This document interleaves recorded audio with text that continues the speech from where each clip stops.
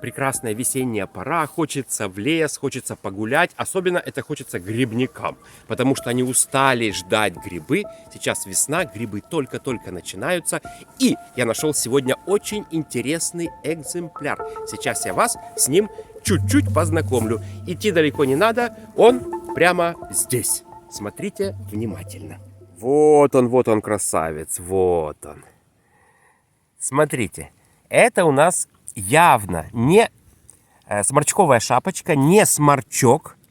Я надеюсь, вы разницу улавливаете. Это строчок. Но вот какой строчок? Сейчас будем в этом разбираться. Так, надо убрать все лишнее.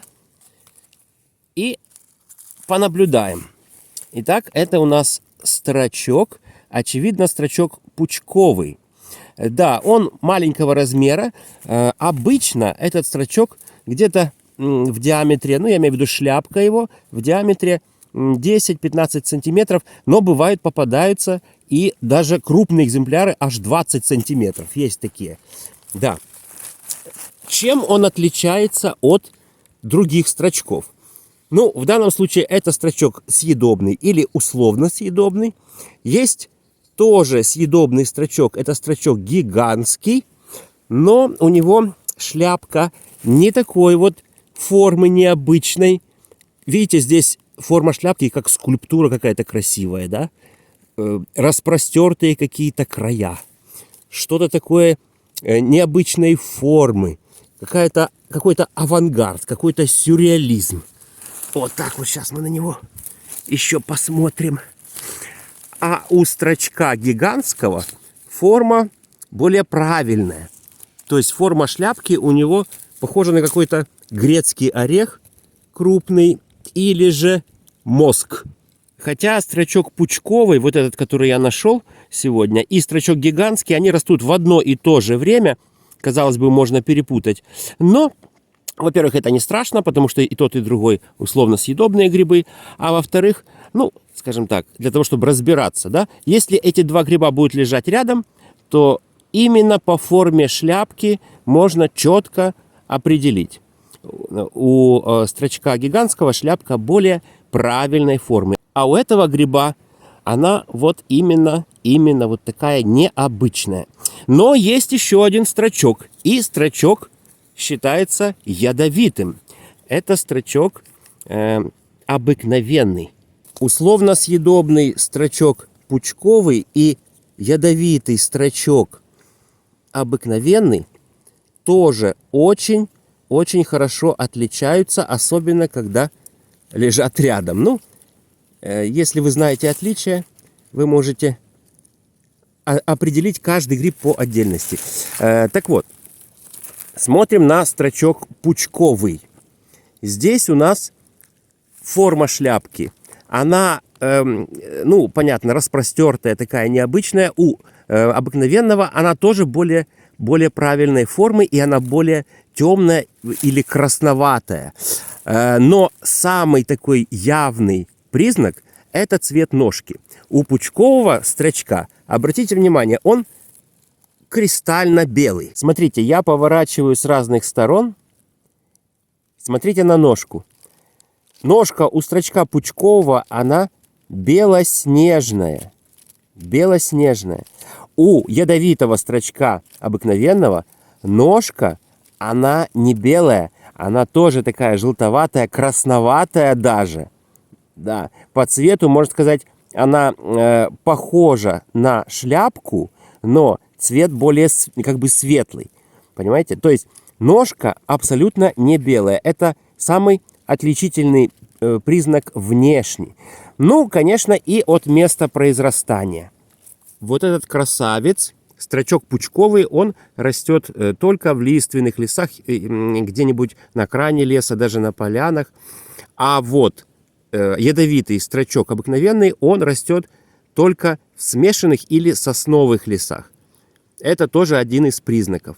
Если вы решите собирать строчок пучковый, то обязательно его дома разрежьте хотя бы напополам и покладите в воду на какое-то время. Потому что внутри здесь очень любят проживать квартиранты.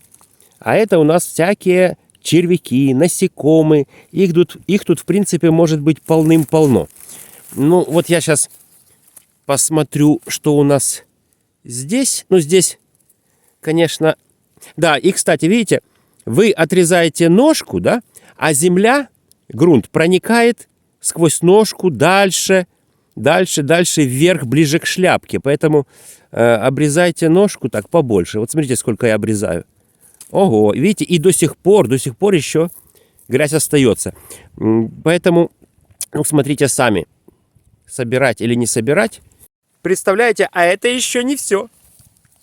Рядом, почти рядом стоило заглянуть за 2 дерева. Сидит вот такая прелесть, посмотрите. У него даже есть губки, смотрите. А, нет, это отверстие, друзья мои, в шляпке. Посмотрите, как интересно. Ай, как... А ну, подождите, сейчас мы на него... Ага. Ого. Можно посмотреть даже сквозь шляпку гриба. О, смотрите, и увидеть даже землю, на которой он растет. Посмотрите, какая прелесть. Смотрим. Не разрушая, кстати, не повреждая шляпку гриба, смотрим прямо сквозь нее. Вот это чудо, да? Да, вот именно строчок пучковый часто имеет очень необычные формы шляпки. Очень необычные. Иногда, когда гриб крупный, ну это маленькие совсем, да, я нашел сегодня. А когда гриб крупный, шляпка, она настолько как бы... с распростертыми краями, напоминает иногда крылья даже. Какие-то крылья, гриб в полете. Смотрите, какая прелесть. Конечно, потрясающий экземпляр. Потрясающий. И опять же, вот обратите внимание, нашел я второй. И точно так же ножка практически белоснежная. Видите? Белоснежная ножка. Самое главное не спутать этот строчок с ядовитым строчком обыкновенным. Так что обращайте внимание на цвет шляпки, на форму шляпки и на цвет ножки. В принципе, я вам скажу так, что этот гриб, он считается условно съедобным, ну таким, немножечко спорным. В общем, говорят, что все-таки есть в его составе гераметрин. Ну, спорят об этом грибники. Но, если вы хотите на 100% уже быть, так сказать, убереженным, так сказать, от проблем со здоровьем после употребления гриба, то его обязательно отваривайте. Отваривайте 10-15, ну, если хотите, 20 минут. Сливайте отвар, помойте грибок. И дальше уже можете его использовать для приготовления различных блюд. В сыром виде ни в коем случае не рискуйте употреблять. Строчок пучковый и строчок гигантский, ну а тем более строчок обыкновенный, который считается в литературе ядовитым. Ну вот, сегодня мы познакомились немножечко со строчком пучковым, вот таким красивым, замечательным грибом, условно съедобным. Ну, хотя я нашел сегодня всего 2 экземпляра, но тоже очень приятно. Смотрите, какие они красивые. Кто еще не подписался, подписывайтесь на мой канал Грибоед. Буду всегда для вас находить что-то интересное.